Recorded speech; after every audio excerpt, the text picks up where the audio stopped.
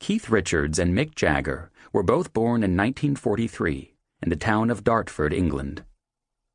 The country was in the middle of fighting World War II at the time, and Dartford had been the site of many bombings during the war.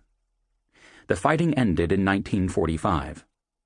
But throughout their childhoods, Keith and Mick's neighborhood was still piled with crumbled pieces of bombed buildings.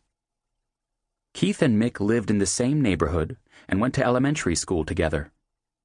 But they were not close friends. Mick was outgoing, and Keith was quiet. Mick was a good student. Keith hated school. When their families moved to opposite ends of Dartford, the boys didn't keep in touch.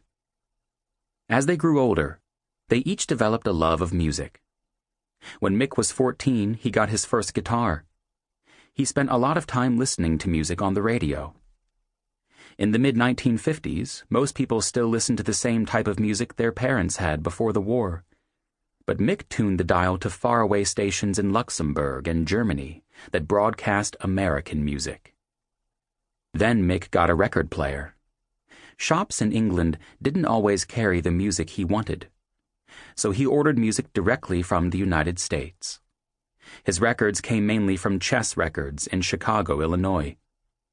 Chess was a recording studio that worked with Muddy Waters, Chuck Berry, and other American musicians that Mick liked. On the other side of Dartford, Keith was greatly influenced by his musical family, especially by his grandfather, who had been a band leader and had played guitar. Keith got his first guitar as a present for his 15th birthday.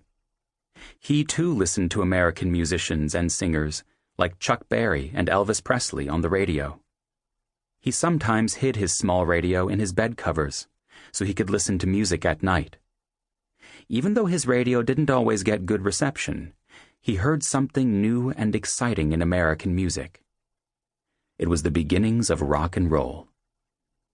The music came across the airwaves, and suddenly it felt as if the world was actually changing, Keith said. In 1961, Mick was in college. Keith was a student at an art school. They each rode the train to get to their classes. One day in the fall, they ran into each other at the Dartford train station. They started talking about music. They realized they had a lot in common.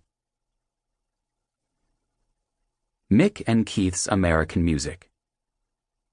Blues is a style of music that developed in the American South in the early 1900s. Its songs are made up of a certain pattern of repeated lines and rhythms. The term blues refers to the sadness of the lyrics and the sound of the music. Some of the most famous American blues musicians are Robert Johnson, Howlin' Wolf, Muddy Waters, and B.B. King. In the 1940s, blues moved from the South to northern American cities. It developed into rhythm and blues, a style with more of a dance beat, more instruments, and often happier lyrics. Then in the 1950s, musicians mixed rhythm and blues and other music styles to create rock and roll. Rock and roll had lots of energy. Most adults didn't like it, but it was popular with teenagers. Chuck Berry, Little Richard, and Elvis Presley were some of the early pioneers of rock and roll.